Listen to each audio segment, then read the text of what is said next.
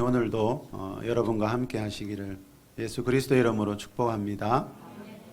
어제가 9월 11일 9월 셋째 토요일이었는데요. 무슨 날인지 알고 계셨나요? 우리나라에서 처음 있는 날이었는데 제1회 청년의 날이었습니다. 그동안 청년들을 위한 행사들은 덜어 있었지만 정부에서 이렇게 법정 기념일로 이 청년의 날을 정한 것은 처음 있는 일입니다. 청년들을 격려하기 위해 이런 날을 정하는 것은 아주 좋은 일이지만요. 한편으로 보면 이런 날을 만드는 이유는 요즘 청년들의 현실이 그만큼 어렵기 때문일 것입니다.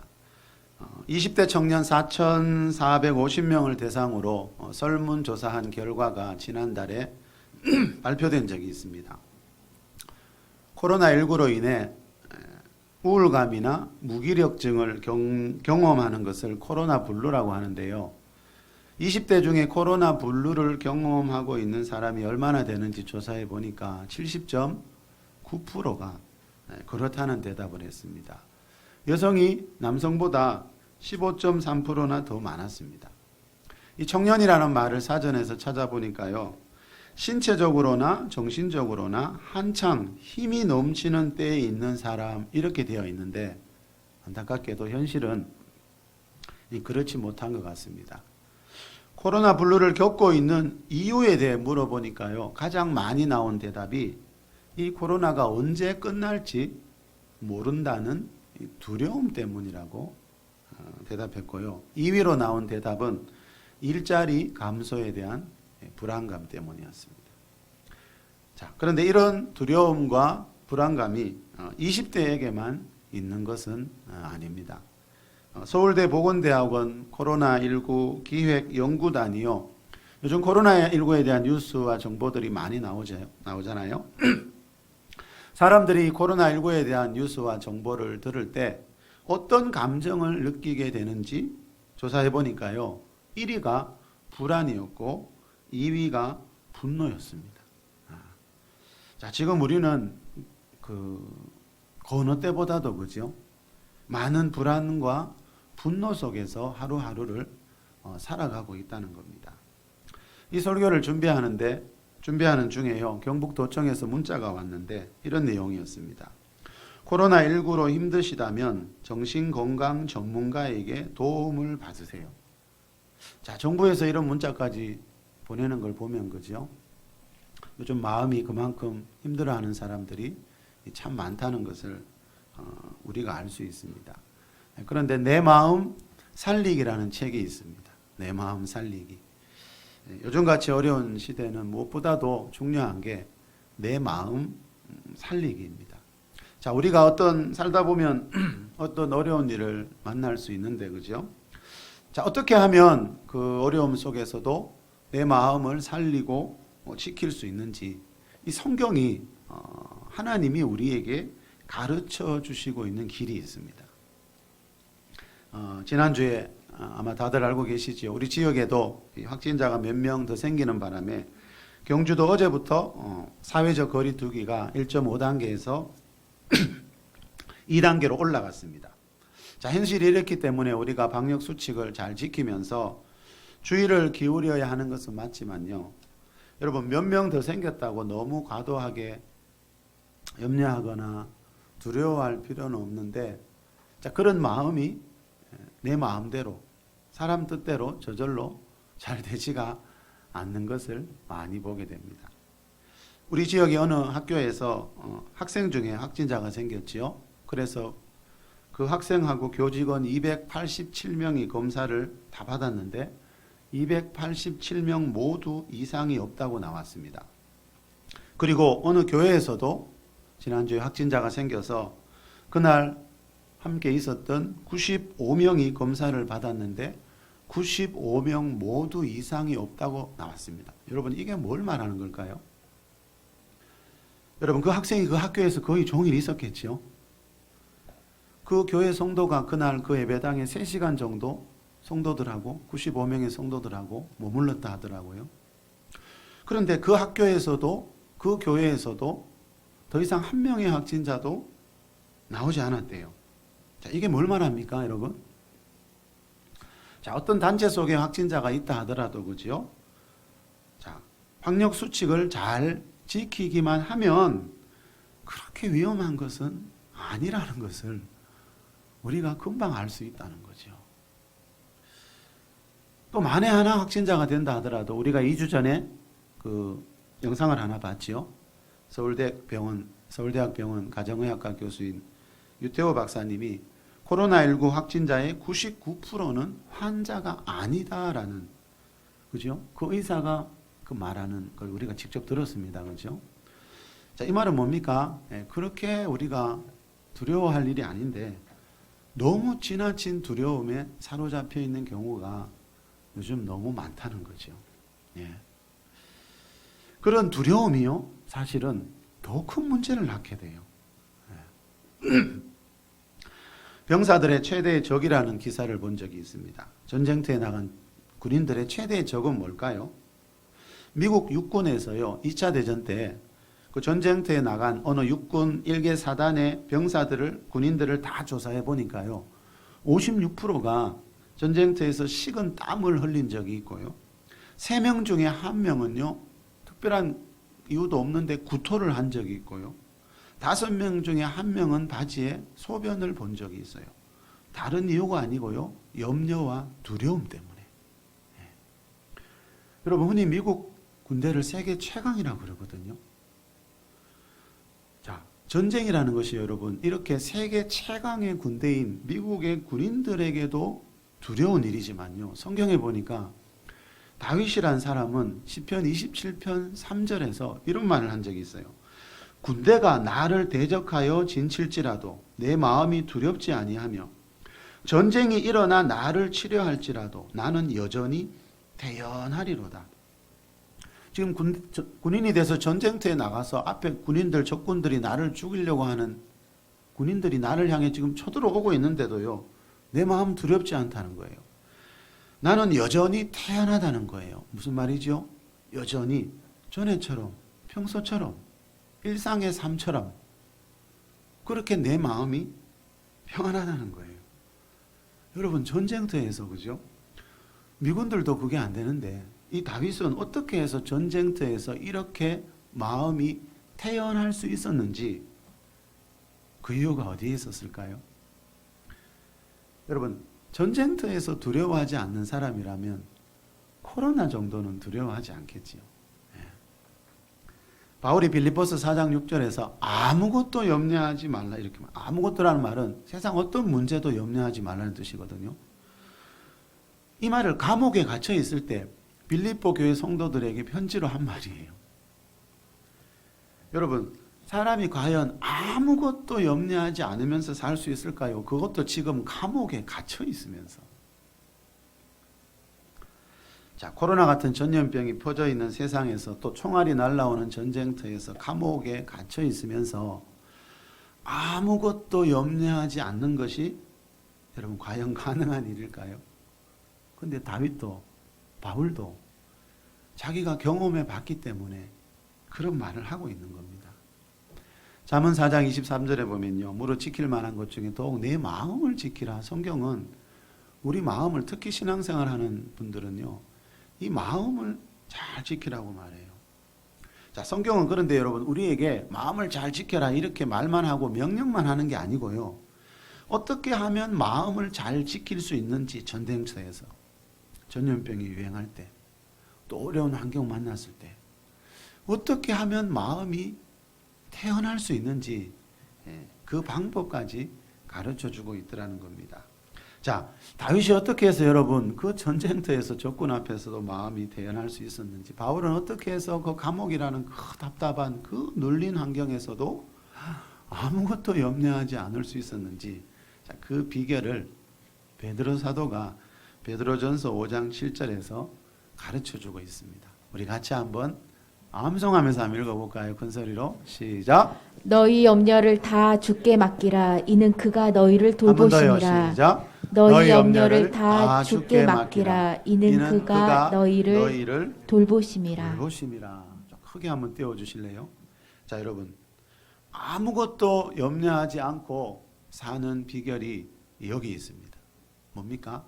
너희 염려를 다 주께 맡기래요. 너희 염려를 가족들에게 다 이야기하지 말고, 너희 염려를 주위 사람들에게 다 이야기하지 말고, 물론 우리가 사람의 도움이 필요할 때도 있지만요, 그 이전에 너희 염려를 다 주께 맡겨버려요.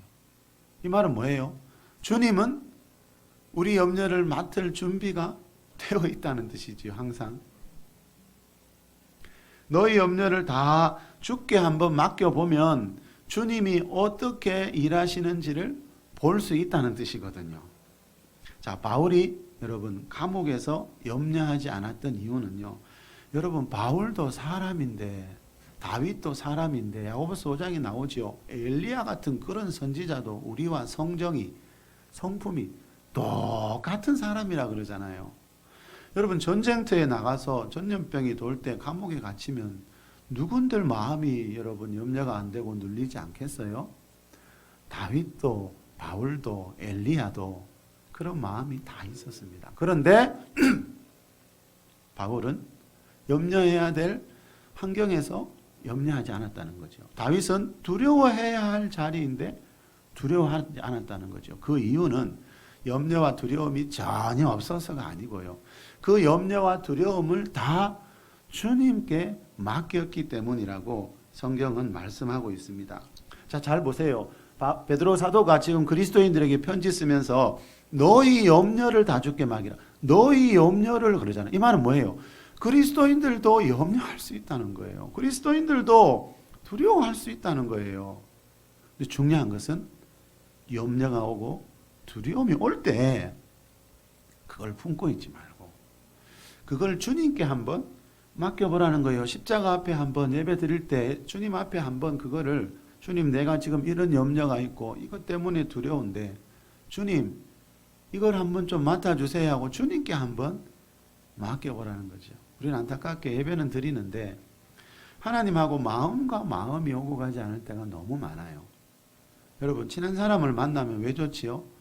내 마음에 있는 것들을 쉽게 털어놓을 수가 있잖아요. 하나님도 그렇다니까 여러분. 하나님 앞에 와서 제일 먼저 뭐 해야 돼요? 내 마음에 있는 무거운 것들을 내려놔야 되거든요. 근데 우리는 내 마음에 짐이 가득한데도 그냥 거룩 찬양만 하고 있을 때가 참 많더라고요. 하나님은 그런 걸 원하지 않는다는 거죠. 시편에 특히 많이 나오지요. 특히 다윗이 그랬지요. 자기 마음이 상하고 힘들 때 그 마음을 그대로 내뱉죠. 누군가 날 힘들게 했을 때 그 사람을 향한 감정을 그 사람한테 쏟아붓는 게 아니고 하나님 앞에, 그죠? 다 쏟아붓고 있더라고요. 자, 여러분, 너의 염려라는 말은 그죠? 우리가 예수님 믿는다고 해서 한순간에 우리가 다 강심장이 되는 게 아니라는 거죠. 예? 하나님은 그리스도인들도 염려하고 두려워할 때가 있다는 걸 알고 계시다는 거죠. 그래서 성경에 보면 두려워하지 말라는 말을 하나님이 365번이나 하고 있는 거예요. 하루에 한 번씩 하나님이 우리에게 하시는 말씀이 뭐예요? 두려워하지 말라. 예. 그만큼 하나님은 사람들이 약하고 하나님을 믿는 사람들도 염려하고 두려워한다는 걸 아시기 때문에 성경에 그 똑같은 말을 365번이나 하고 있는 겁니다. 자, 우리 몸에 생기는 질병의 80% 정도는 마음에서 온다고 의사들이 대부분 이야기하지요. 염려하고 두려워하는 마음 때문에 질병이 오고요. 또 그 염려하고 두려워하는 마음 가지고 있으면 내가 주위 사람들에게도 나쁜 영향을 끼치게 되기 때문에 자, 성경은 그런 마음, 그런 감정을 주께 맡기라. 이는 그가 너희를 돌보심이라 그랬죠. 자, 우리가 모든 염려를 주께 맡기는 이유가 뭐라고요? 이는 왜냐하면 그가 하나님이 너희를 돌보시기 때문이다. 이 말은 주님이 우리의 생명, 내 생명을, 건강을 돌보아 주실 것을 믿으면서 한번 맡겨보라는 거예요. 자, 염려와 두려움을 이기는 비결이 이겁니다, 여러분. 내 안에 모든 어두운 감정을 그죠? 하나님 앞에 맡기면 하나님이 나를 돌보아 주신다는 이 믿음이 있으면요, 전쟁터에서도 전염병이 유행할 때에도 그 사람의 마음에는 하나님의 평강이 함께 할 수 있다는 거죠. 우리 지난주까지 요한계시록 종말론에 대한 말씀 살펴봤는데 이 세상에는 그죠? 환란이 있을 수밖에 없고 최초의 사람 아담이 타락한 뒤에 죄로 인한 저주가 이 땅에 흐르고 있고 우리 지난주에 살펴봤듯이 피조물도 자연계도 여러분 신음하고 있다 그랬죠. 자, 앞으로 예수님 재림하시기 전까지 환란과 고난이 이 세상에 더 많을 거라고 성경은 예언해요. 그리고 예수님 재림 직전 7년 동안에는 이 세계 역사상 없었던 창세 이래로 없었던 대환란이 있을 것이라고 예수님이 예언하셨어요. 그런데 계시록에 보니까요, 그 창세 이래로 없는 대환란이 일어날 때도 그죠? 그때가 되면 여러분 7년 대환란 중에는요, 3차 대전이 터져서 세계 인구 3분의 1이요, 그날 그 시에 다 죽는 끔찍한 일도 있어요. 그리고 적그리스도가요, 짐승의 표를 받지 않으면요, 몇이든지 다 죽이는 우리가 상상하지 못하는 일들이 인류 역사 가운데 일어나게 돼요. 그런데 중요한 건요, 그보다 더 중요한 거는요, 그런 환란 속에서도 살아남는 자들, 하나님의 인도와 보호하심 아래에 있는 자들이 있다라고 성경이 계시록이 기록하고 있어요. 자, 여러분, 학력이나 재력은요, 거의 상관이 없습니다. 환란이 올 때 하나님의 인도와 보호를 받기 위해서, 하나님의 기적을 경험하기 위해서 가장 중요한 게 뭔가 하면은요, 오늘 본문에 나오는 이 믿음이라는 단어입니다. 믿음. 자, 성경에 보면요, 하나님이 가장 가까이 다가가고 싶어 하는 사람이 있어요. 우리는 어떤 사람이 대부분 좀 이렇게 학력이나 재력이 있고 잘 나가는 사람들은 그런 사람을 가까이 하고 싶어 하지요. 근데 하나님은요, 학력이나 재력은 상관이 없어요. 하나님은 이 믿음이라는 것을 가지고 있는 사람에게 가까이 다가오셔서 하나님이 하시는 일들을 나타내고 있어요. 그런데 성경에서 말하는 믿음은요, 0.1%의 의심도 없는 상태를 말해요. 야고보서 1장 6절에 보면 오직 믿음으로 구하고 조금도 의심하지 말라 그래요. 조금이 뭐예요? 0.001%. 자, 믿음은요, 조금도 0.1%도 의심하지 않는, 다시 말하면 하나님의 보호와 하나님의 인도와 하나님의 기적을 0.1%도 의심하지 않는 상태를 믿음이라고 말해요. 마가복음 5장에 보면요, 12해를 혈루증으로 앓던 이 여자가 예수님 몸에 손대었을 때 예수님이 이런 말씀하셨죠. 딸아, 네 믿음이 너를 구원하였으니 평안히 가라. 네 병에서 놓여 건강할지어다. 자, 예수님은요, 자기 능력으로 병을 고쳐놓고 자기 능력으로 병을 고쳐줬다 안 그러고, 딸아, 네 믿음이 너를 지금 질병에서 구원했다. 자, 네 마음 안에 있는 믿음, 무슨 믿음요? 내가 예수님 옷에 손만 대도 예수님 몸에서 치유의 능력이 흘러나와서 다른 사람들이 나음을 입었듯이 나도 낫게 될 것이라는 그 믿음이 이 딸을 구원했다는 거예요. 이 말은 여러분, 염려하고 두려워하는 믿음이 있으면 하나님의 치유를, 하나님의 기적을 방해하게 된다는 거예요. 이 딸은 그 당시에 단 1%의 의심도 없었어요.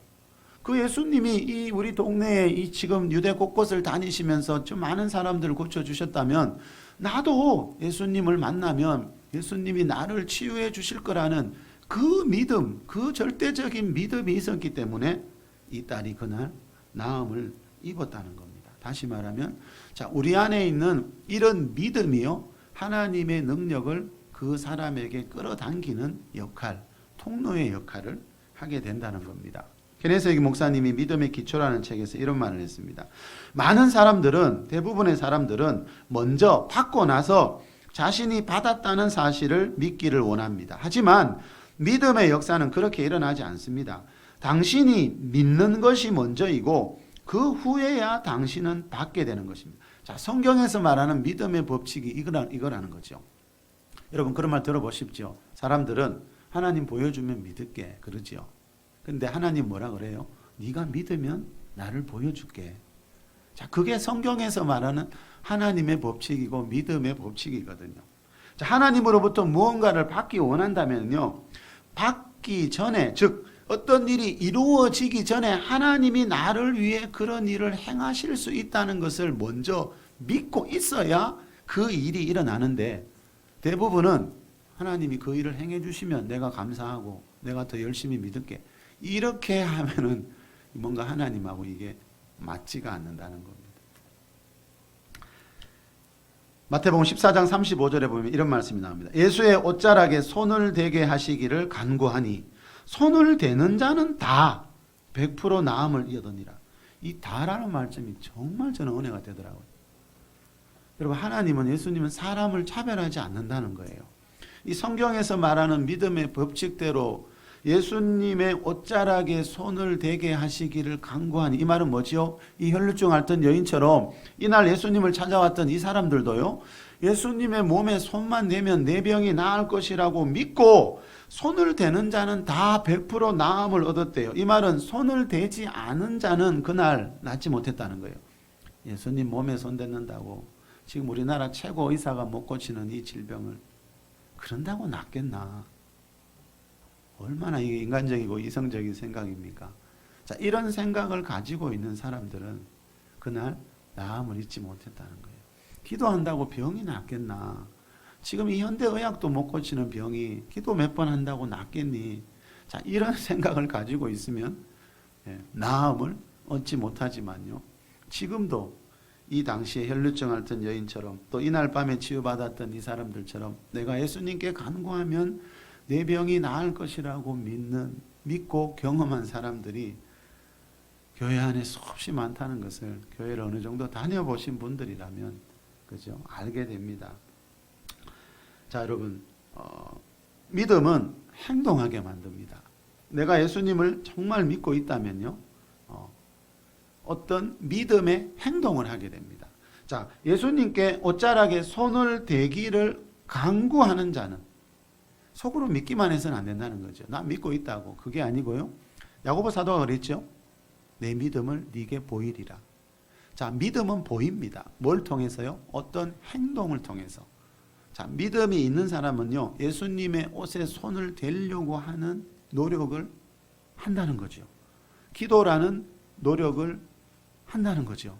내가 속으로 믿고 있다고. 아니요. 그 믿음이 진짜 하나님 보시기에 하나님의 기적을 일으키는 믿음이 되려면 우리가 손을 뻗는 행위를 해야 돼요. 기도하는, 간구하는 과정이 있어야 되거든요. 그래야 하나님은 그것을 믿음으로 인정하신다는 거죠. 기도한다고 내 가정이 변화되겠나? 이 몇십 년 나를 힘들게 하는 이 문제가 해결되겠나? 자, 이런 마음을 가지고 있으면, 자, 그 믿음대로 되지만요, 자, 이날 밤에 예수님의 옷자락에 손을 대면 그 혈루증 앓는 여인도 나았다던데, 저 이웃에 있는 내가 아는 수많은 사람들도 나았다던데, 예수님이 나도 고쳐줄 것이라고 믿고 손을 뻗는 자는, 자, 우리가 해야 되는 일이 이겁니다, 여러분.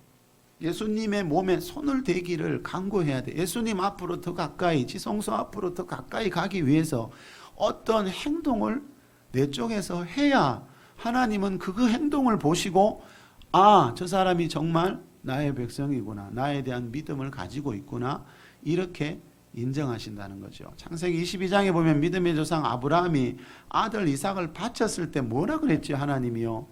아브라함은 12장부터 믿었거든요. 22장까지 보면 수없이 많은 제사 드리고 예물도 바쳤거든요. 그런데 22장에서 아들을 바치는 거 보고 내가 이제야 네가 나를 경외하는 줄 알겠다, 이러셨어요. 자, 우리 쪽에서 어떤 행동이 나와야 그 행동이 성경에서 말하는 하나님께서 인정하시는 그런 믿음이 된다는 겁니다. 자, 그런 믿음이 결국 하나님을 일하시게 하고 하나님의 기적을 일으키게 된다는 거죠. 오늘 본문에서 말하는 것도 이겁니다. 우리 오늘 본문 27절에서 9절까지 한번 더 읽어봅시다. 예수께서 시작. 예수께서 거기에서 떠나가실새 두 맹인이 따라오며 소리질러 이르되 다윗의 자손이여 우리를 불쌍히 여기소서 하더니 예수께서 집에 들어가시매 맹인들이 그에게 나아오거늘 예수께서 이르시되 내가 능히 일할 줄을 믿느냐? 대답하되 주여 그러하오이다 하니 이에 예수께서 그들의 눈을 만지시며 이르시되 너희 믿음대로 되라 하시니 30절에 보니까 그 눈들이 밝아졌지요. 너희 믿음대로 되라 하시니 그 눈들이 밝아졌습니다. 자, 두 맹인의 믿음대로 눈을 뜨게 됐다는 거죠. 자, 여기서 말하는 이 믿음, 자, 이게 여러분 중요합니다.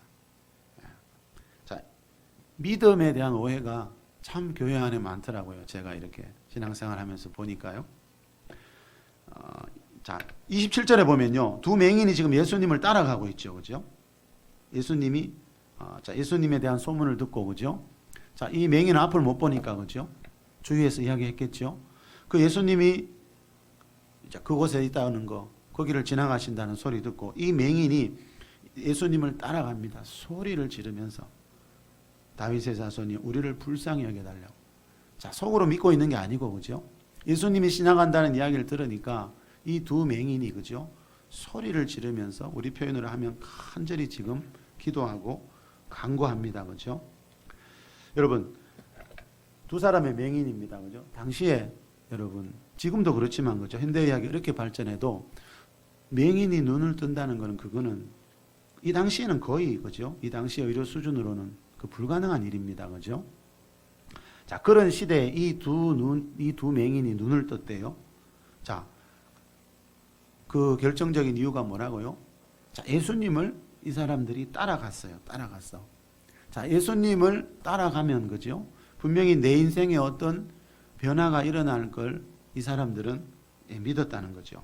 그리고 이 두 맹인이 지금 다윗의 자손이요 이렇게 부르고 있죠. 다윗의 자손은 그 유대인들에게는 너무나 익숙한 말이거든요. 구약에 수없이 예언된 말입니다. 이 다윗의 자손은 구약에 예언되어 있는 예수님, 하나님의 아들, 예수님에 대한, 그리스도 메시아에 대한 호칭이거든요. 자, 이 두 맹인이 다시 말하면 이 예수님을 구약에 예언되어 있는 하나님의 아들이라는 걸 믿고 따라갔다는 거예요.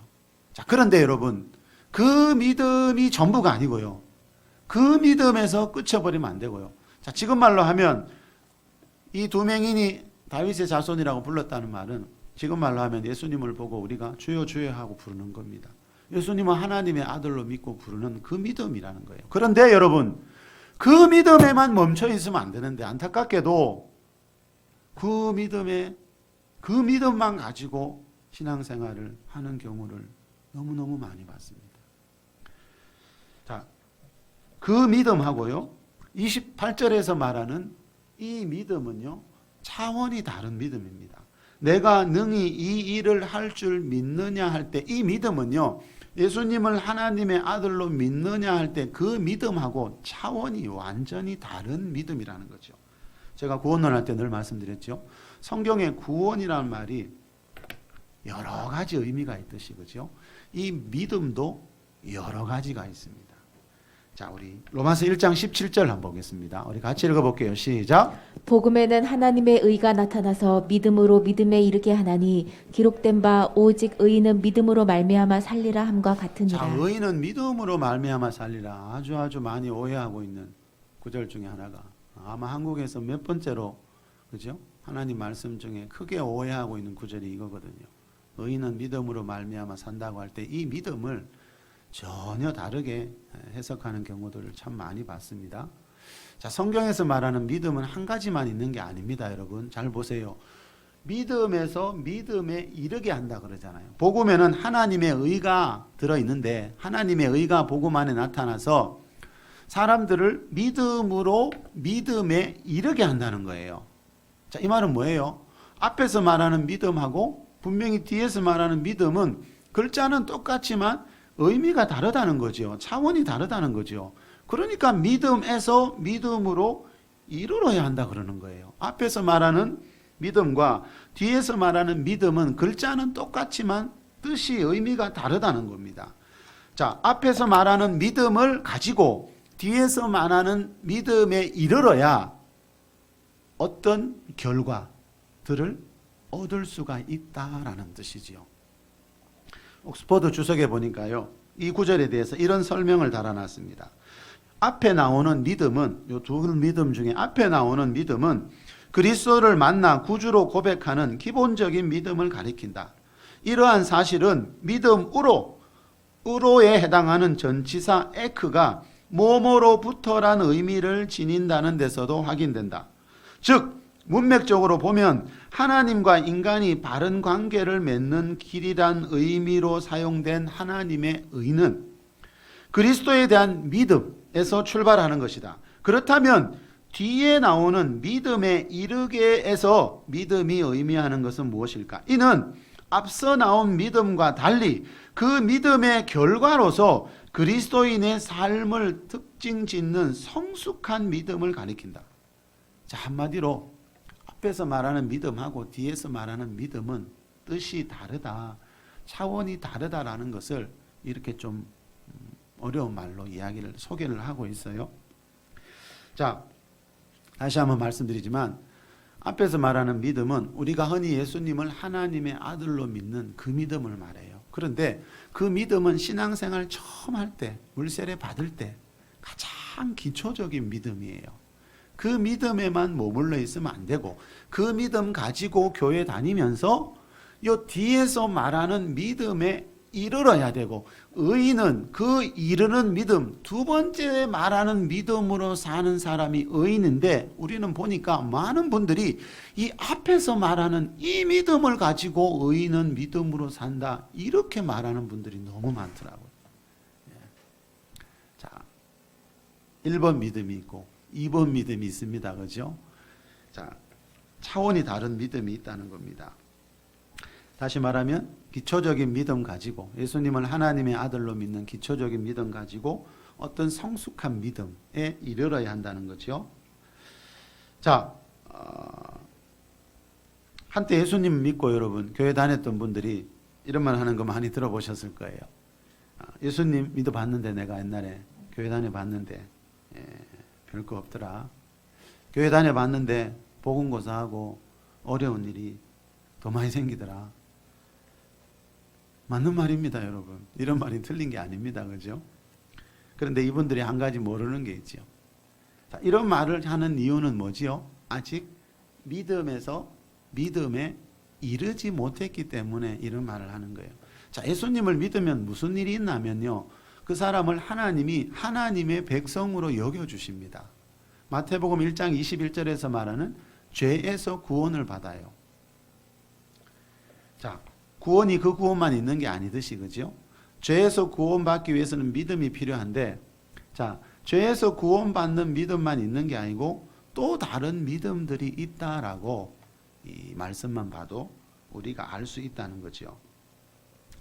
자, 하나님의 복을 왜 교회 다니는데도 경험 못하고 왜 하나님의 기적을 경험 못하는가 하면은요, 아직 그분의 믿음이, 분명히 믿음은 있어요. 믿음이 있으니까 교회 다니죠, 여러분. 믿음이 있기는 하지만 그 믿음이 요 앞에서 말하는 1번 믿음에 머물러 있기 때문에 교회는 다니지만 더 이상의 역사가 일어나지를 않는 겁니다. 하나님은 법칙대로 일하십니다. 예외가 없습니다. 성경은 언약이거든요. 구약, 신약. 그래서 우리가 언약 안으로 들어가면 반드시 하나님의 그 역사를 경험하는데요, 우리가 하나님 말씀대로 언약대로 믿지 않으면 진도가 잘 나가지 않더라는 거죠. 자, 무슨 일이든지 여러분 그렇잖아요. 우리가 잘하고 성숙하는 만큼 진도가 더 나갈 수가 있어요. 그렇죠? 영어 공부해 보셨죠, 여러분? 영어를 공부하기 위해서는요, 제일 처음에 알파벳을 읽고 쓸 줄 알아야 선생님이 그걸 보고 이제 그게 됐으면 그 다음 진도를 나갑니다. 이제 문장을, 그죠? 해석하는 법도 가르쳐 주시고, 또 회화, 외국인과 회화, 대화하는 법도 가르쳐 주시고, 그 알파벳을 다 떼어야 할 수 있는 겁니다. 수학하려면 구구단을 외워야 선생님이 그 수학을, 그죠? 더 깊은 걸 가르쳐 줄 수가 있는 겁니다. 신앙생활도 마찬가지입니다, 여러분. 우리가 예수님을 하나님의 아들로 믿는 그 믿음, 그 기초적인 믿음에 머물러 있으면요, 하나님이 우리를 향해 더 많은 일들을 행하실 수가 없어요. 여러분, 이제 아직 알파벳을 못 띄고 있는데 그 선생님이 회화로 그 학생하고 막 이야기하면 그 학생이 알아들을 수가 없잖아요. 네. 자, 신앙의 세계도 똑같습니다, 여러분. 우리가 기초적인 믿음에 머물러 있으면요, 하나님이 하나님 나라 안에 있는 축복이나 기적의 진도를 더 나가질 못합니다. 그래서 믿음에서 믿음에 이르러야 이르는 믿음을 가지고 살면은요, 성경에서 말하는 그 하나님의 약속들을 삶으로 경험하게 된다는 거죠. 자, 우리가 여러분 아직 신앙생활 한 지 얼마 안 됐고, 그죠? 기초적인 믿음에 머물러 있는데 하나님이 엄청나게 큰 은사나 기적들을 막 주면 그 사람이 그것을 감당할 수가 없습니다. 하나님이 주시지 않으려고 하는 게 아니고요. 그 사람이 그걸 감당할 만한 준비가 안 된 상태에서 그걸 받으면요, 더 큰 부작용이 일어납니다. 여러분, 유치부 아이들 아무리 이뻐도 자동차를 사주는 부모는 없습니다. 여러분, 유치부 아이들 이쁘다고 길 가다가 엄마 저 차 너무 이뻐, 나 저거 차 사줘. 그럼 사주시는 부모가 있습니까? 사주고 싶지만, 그죠? 내 자녀가 원하는 거 들어주고 싶지만 그 자동차를 그 아이에게 맡기면 더 위험해집니다. 야고보서 1장 17절에 보면 온갖 좋은 은사와 온전한 선물이 위로부터 빛들의 아버지께로부터 내려온대요. 그 모든 그리스도인들을 보고 하시는 말씀, 약속이거든요. 근데 여러분, 예수님 믿자마자 온갖 좋은 복들이 하늘에서 한꺼번에 다 내려오는가, 다 받게 되는가? 그건 아니라는 거죠. 유치부 아이들이 그렇듯이 아직 신앙이 자라지 못한 상태에 있는 사람들은요, 하늘에서 내려오는 그 많은 것들을 다 관리할 능력이 아직 없기 때문에 하나님이 주지 않으려고 하시는 게 아니고요, 우리의 신앙이 성숙해져서 하나님이 어떤 은사, 어떤 축복, 어떤 기적을 주더라도 그것을 관리할 수 있는 믿음에 이를 때까지 하나님이 기다리고 계신 거예요. 자, 그렇다면 우리가 이르러야 할 그 성숙한 신앙이 무엇인지, 다시 말하면 예수님을 하나님의 아들로 믿는 믿음에서 시작해서 어떤 믿음에 이르러야 하는지를 가르쳐 주는 것이 바로 오늘 본문입니다. 우리 27절 8절 한 번만 더 읽을게요, 여러분. 시작. 예수께서 거기에서 떠나가실새 두 맹인이 따라오며 소리질러 이르되 다윗의 자손이여 우리를 불쌍히 여기소서 하더니 예수께서 집에 들어가심에 맹인들이 그에게 나아오거늘 예수께서 이르시되 내가 능히 이 일 할 줄을 믿느냐 대답하되 주여 그러하오이다 하니. 내가 능히 이 일 할 줄을 믿느냐. 자, 예수 그리스도를 하나님의 아들로 믿는 믿음에서 우리가 이르러야 할 믿음은요, 예수님이 하나님이 나를 위해서, 내 가정을 위해서 이 일을 할 수 있다는 것을 믿는 믿음이에요. 이 믿음은 완전히 차원이 다릅니다. 네. 여러분, 이 믿음이 여러분에게 지금 불일 듯이 일어나기를 축복합니다. 이 믿음이 있어야 어떤 결과, 어떤 축복, 기적을 내 삶에서 경험하게 됩니다. 이 믿음을 가진 사람들을 하나님께서 보시고 마음껏 편안하게 무엇이든지 주실 수가 있는 겁니다.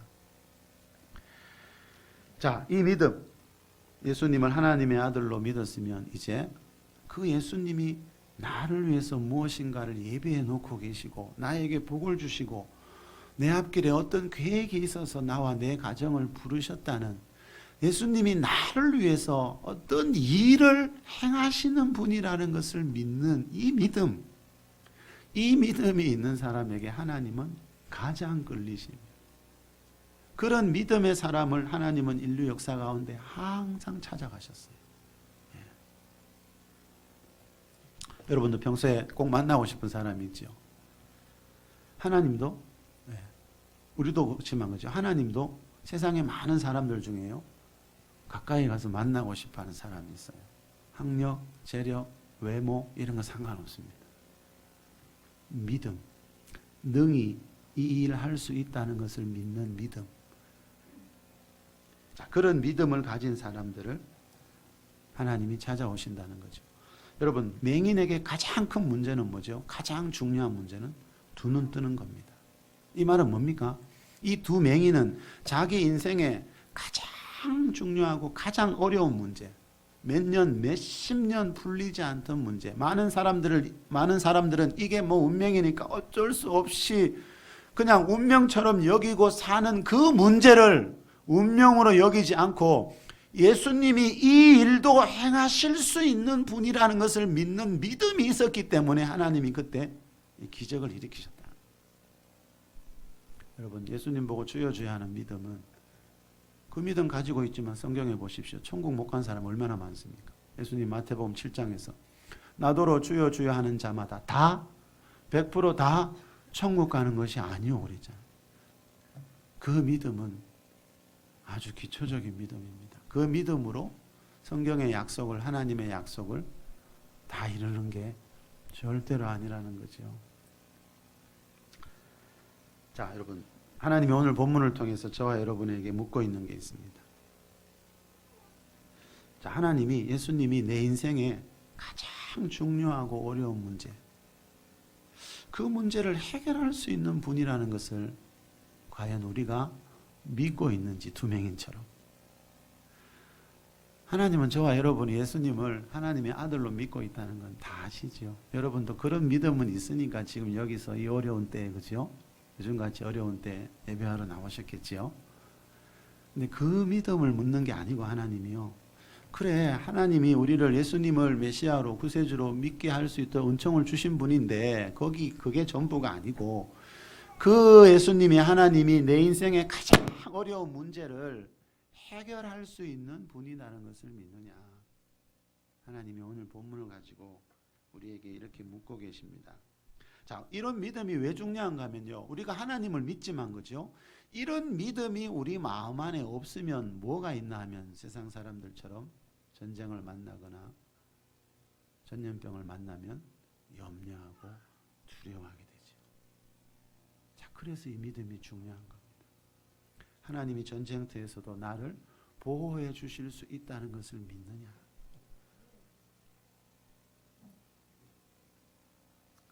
자, 우리가 염려하고 두려워하는 이유는 뭐지요? 하나님이 이 문제를 해결해 주실 수 있다는 믿음이 없기 때문에 나는 그 문제 때문에 두려워하고 있다. 자, 다윗이 전쟁터에서 두려워하지 않았던 이유는요, 하나님은 전쟁터에서 얼마든지 내 생명 지켜줄 수 있는 그런 능력이 있는 분이라는 걸 절대적으로 믿었기 때문에 다윗은 전쟁터에서도 내 마음이 태연하리로다 이렇게 말하는 거예요. 자, 우리가 하나님 믿지만, 여러분, 예수님 구세주로 믿지만, 이 두 맹인이 가지고 있던 이 믿음, 하나님이 나와 내 가정을 위해서 이 일을 행하실 수 있다는 것을 믿는 믿음이 없으면, 그 믿음이 없는 곳에는 염려와 두려움으로 가득 차게 됩니다. 그래서 예배하러 올 때 여러분, 하나님 앞에서 염려 있다고 하세요. 두려운 문제가 있다고 하세요. 저도 그렇게 해요. 그러면서 주님, 이 염려와 두려움 주님께 맡기고 싶어요. 주님 십자가 앞에 내려놓고 갈게요. 여러분, 그게 중요합니다. 그게. 여러분, 그 염려와 두려움을 내가 붙잡고 있으면 내 문제가 돼요. 주께 맡기라고 하는 이유는 뭐죠? 주님은 맡을 준비가 되어 있으니까 맡기라고 하는데, 내가 맡기지 못한다는 것은 결국 내가 주님을 향한 그런 믿음이 없다는 뜻이 되거든요. 자, 마지막으로요. 유럽에서 전염병이 유행했을 때 있었던 간증 한 가지를 소개하고 말씀을 마칠게요. 지금 전 세계적으로 코로나19가 유행하고 있듯이요, 유럽에서 패스트라는 전염병 때문에 수많은 사람들이 죽어간 적이 있습니다. 그 시신을 옮겨야 되는데, 그죠? 그 전염병 때문에 죽은 사람의 시신을 그 의사들인들 만지려고 하겠습니까? 그래서 그 시신을 만지겠다는 사람, 옮기겠다는 사람이 없어서 정부가 고민하고 있을 때 어떤 노인이 트럭을 타고 와서 그 일을 하겠다고 자원했어요. 그래서 정부에서 너무 고마워서 한 사람 옮길 때마다 얼마를 주겠다고 하니까 이 노인이 돈은 필요 없대요. 그냥 봉사하러 왔대요. 사람들이 얼마나 놀랬겠어요? 돈을 줘도 안 하는 사람은 천지인데. 자, 그렇게 해서 일을 시작했는데요, 그 노인이 뭐 위생복도 입지 않고, 그 당시에는 또 지금처럼 좋은 위생복도 없었겠지만 그나마 그 위생복도 입지 않고 시신을 옮기는 모습을 사람들이 멀리서 다 지켜보면서 뭐라 그랬겠어요? 저 노인 언제쯤 죽을까? 다 그 생각을 하고 쳐다봤다는 거예요. 그런데 한 달이 지나도 이 노인이 죽지 않았고요. 더 놀라운 것은요, 시신을 옮기다가 일하다가 혼자 일하다가 얼마나 힘들어요. 그래서 한 번씩 쉬기 위해서 자리에 앉아서 빵이나 간식을 먹을 때요, 그 빵을 먹는데 보니까 그 시신을 만지던 그 손으로 빵을 먹으면서 빵을 찢으면서 먹고 있는 거예요. 그런데도 한 달이 지나도록 아무 이상이 없는 거예요. 그래서 그 정부 관계자와 의사들이 물었다고 합니다. 당신은 신입니까? 천사입니까? 이렇게 물었대요. 노인이 대답해서 아닙니다. 나는 신도 아니고 천사도 아니고 사람입니다. 솔직히 대답했대요. 이 정부 관계자와 의사들이 노인을 실험실로 데리고 갔답니다. 그 노인의 손바닥에 그 패스트 균, 그 전염병 균을 떨어뜨려 봤대요. 그리고 현미경으로 관찰을 했답니다. 그런데 여러분, 그 전염병 때문에 지금 수많은 사람들이 죽어가고 있는데 신기한 것은 그 균이 그 노인의 손바닥에 떨어지는 순간에 그 균이 새카맣게 타서 죽어버리더라는 거예요. 노인에게 다시 물었대요. 아니, 도대체 당신은 누구입니까? 그때 그 노인이 이렇게 대답했습니다. 나는 가난한 은퇴 목사입니다. 내가 믿는 예수님의 종입니다. 이 노인이 윌리엄 프렌함이라는 목사님입니다. 이 목사님이 그 시대의 다른 사람들과 달랐던 점은 딱 한 가지입니다. 그 시대에도 많은 그리스도인들이 있었겠죠. 그런데 이 목사님이 달랐던 건 딱 한 가지입니다. 내가 어떤 환경에 있든지, 내가 어디에 있든지 하나님이 내 생명을 지켜주신다는 믿음이 이 목사님 안에는 있었습니다. 하나님이 나를 위해 능히 이런 일도 해주신다는, 여러분, 두 맹인이 눈 뜨는 이런 일을 믿었던 사람이 예수님 시대에 그렇게 많지 않았거든요. 그러나 두 맹인은 비록 앞은 못 보지만 내가 예수님 만나기만 하면 예수님이 이런 일도, 사람들이 도저히 믿을 수 없다고 하는 이런 일도 행하실 수 있는 분이라는 것을 두 맹인은 앞을 보지 못할 때에도 이미 믿고 있었습니다. 이 목사님은 허름한 가난한 은퇴 목사님이래요. 그러나 그 누구에게도 없던 하나님이 내가 어디에 있든지 나를 지켜주시고 능히 이런 일도, 세상 사람들이 상상할 수 없는 이런 일도 행하실 수 있는 분이라는 것을 믿었기 때문에 하나님이 그 노인 목사님 옆에서 함께하고 계신 줄 믿습니다. 의인은 이런 믿음으로 사는 자이고요, 의인은 이런 하나님의 약속, 성경에서 말하는 이 하나님의 약속을 믿고 사는 자라고 말씀하고 있습니다. 우리도 예배 시간마다 이 하나님의 약속, 말씀을 믿는 이 믿음, 하나님이 나와 내 가정을 위해서도 능히 이 일을 하실 수 있다는 이런 믿음이 예배 시간마다 더 잘할 수 있기를 바랍니다. 그래서 우리도 오직 오늘 설교 제목처럼 믿음으로 승리하는 삶이 될 수 있기를 우리 주 예수 그리스도의 이름으로 축복합니다. 우리 잠시 기도합시다.